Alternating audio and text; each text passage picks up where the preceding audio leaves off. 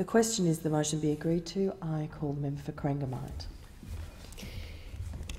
Thank you very much, Madam Deputy Speaker.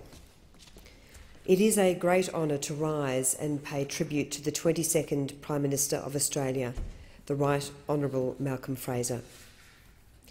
I first met Malcolm Fraser when I was 11 years old, when he was Leader of the Opposition. I was with my mother Anne and 9-year-old sister Jodie at the Geelong racetrack. My sister had broken her arm and was wearing a plaster cast. Being someone who was in despair over the way in which Australia was being governed at that time, my mother suggested to Jodie that Mr Fraser was going to become Australia's next Prime Minister and that she should ask for his autograph. Mr Fraser signed her plaster cast with great grace and humour. Of course, within a matter of months there was the constitutional crisis, and within a matter of weeks thereafter Australians had declined to maintain the rage. These were turbulent political times, but Malcolm Fraser's decision to block supply was entirely endorsed by the Australian people. On the 13th of December 1975, the Coalition won the federal election with the largest majority in Australia's history, and Malcolm Fraser went on to serve as Australia's Prime Minister until 1983, winning the elections in 1977 and 1980. When I last saw Malcolm Fraser some 2 months ago, when I ran into him in Collins Street in Melbourne, we had a really lovely chat. He gave me wonderful advice as a regional federal Member of Parliament. He said to me, "Travel to every corner of your electorate. Fight hard for the issues that matter to your constituents and be tenacious, determined and principled." These were the values that he held close to his heart as the member for Wannon for 28 years and as Prime Minister of Australia from 1975 to 1983.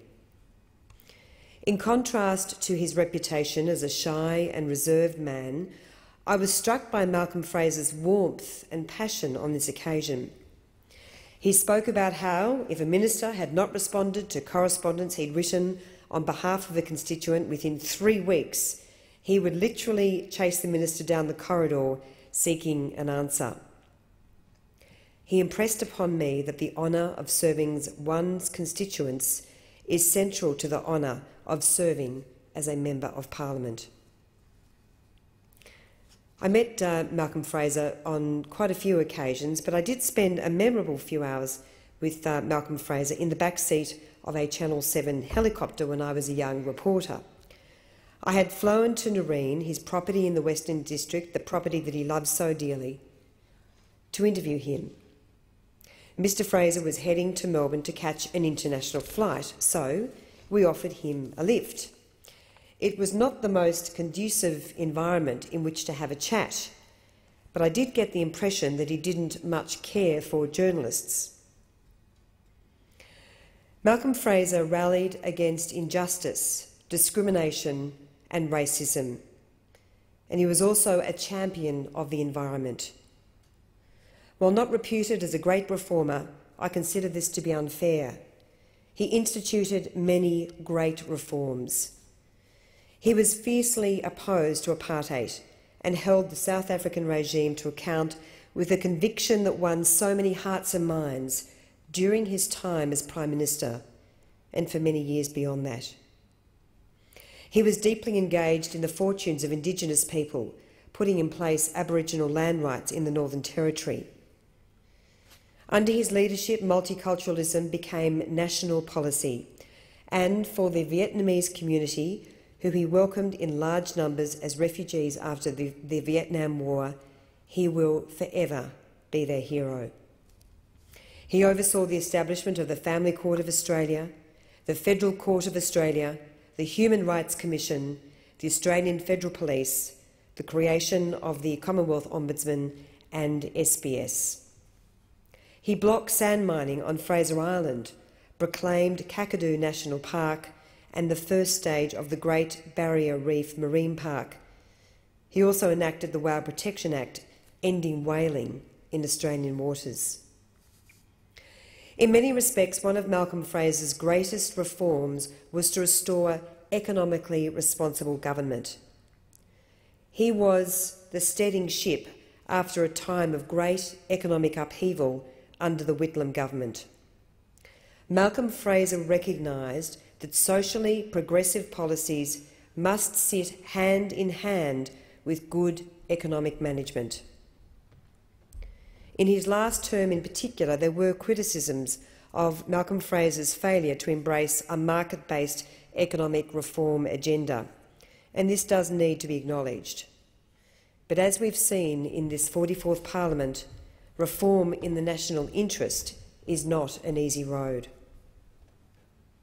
That Malcolm Fraser and Gough Whitlam were able to forge a lasting friendship after the deep and bitter divide created by the dismissal is a great credit to both men. As Prime Minister Abbott said in his statement, the friendship he built in later life with Gough Whitlam spoke volumes about the character of both men at the centre of the crisis. In their own different ways, they were both fierce Australian patriots. After he left politics, Malcolm Fraser continued to be a warrior for issues for which he cared deeply: human rights, refugees, Indigenous Australians. He established Care Australia and served on a number of international eminent persons' bodies. I recognise also that Malcolm Fraser disagreed with a number of our government's policies, particularly in relation to asylum seekers. When he left the Liberal Party, he explained it was a case of the Liberal Party leaving him and not the other way around. I respectfully disagree. The Liberal Party never left John Malcolm Fraser. Our party is a broad church, and disagreements about matters of individual liberty and the rights of the individual are integral to our capacity as a party to modernise, to grow, to adapt to new challenges and new ways of thinking. It is wonderful to hear the contributions to this condolence motion by members from both sides of the House. How I wish Malcolm Fraser could have heard these many tributes about his life's achievements during his lifetime. How I wish he could have known how proud we are of his legacy. This is perhaps a lesson for us all. I felt the same way during the condolence motion in the Victorian Parliament for my mother Anne after her death in 2002, when so many members from both sides of the House joined together to celebrate her life and her life's achievements. I am heartened, however, that Malcolm's widow, Tammy, who was such an important part of Malcolm Fraser's success and such a wonderful attribute from the minute he met her, as well as his children Hugh, Mark, Angela and Phoebe and their families, have the opportunity to hear about the great and principled man that Malcolm Fraser was, a man who governed with strength and compassion, forever a Liberal giant. To his family I offer my sincere condolences. Vale, John Malcolm Fraser, may you rest in peace. Thank you very much, the member for Corangamite.